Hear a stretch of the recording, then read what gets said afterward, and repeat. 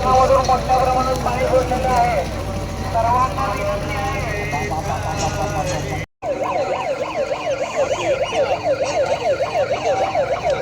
सर्वांना विनंती आहे, लवकरात लवकर सगळ्यांनी वर जायचं आहे. कृष्णी धरणातून मोठ्या प्रमाणात पाणी सोडलेले आहे. लवकरात लवकर सगळ्यांनी वर जायचं आहे. माऊली चला वर. हो बोले चला वर.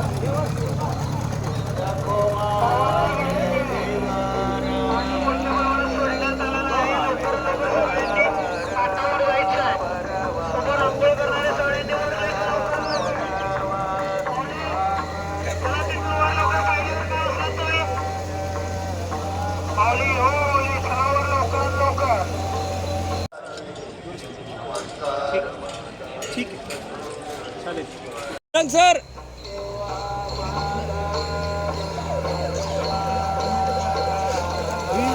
मी 2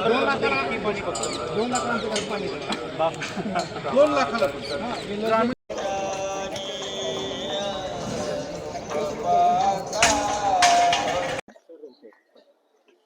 पुराची पातळी वाढत आहे, कुठपर्यंत पाणी येईल? आता आपण बघत असेल की जवळपास आता 45,000 क्युसेक्स प्रमाणे आता पाणी पंढरपूरमध्ये आलेली आहेत. आता जुन्ना दगडी पूल सुद्धा पाणीच्या आतमध्ये गेलेली आहेत. अजून याच्यामध्ये वाढायची शक्यता आहे. जवळपास आता संगमला बघितलं तर 64,000 विसर्ग आहेत.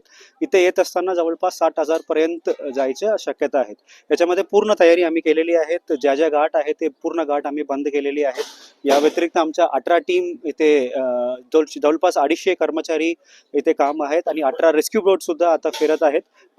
पूर्णपणे आम्ही याच्यामध्ये काळजी घेतलेली आहे. सगळं घाट वगैरे बंद केलेली आहेत आणि अनाउन्समेंट सुद्धा नगरपालिकाच्या मार्फत अनाउन्समेंट सुद्धा चालू आहे. कुठपर्यंत पाणी येईल?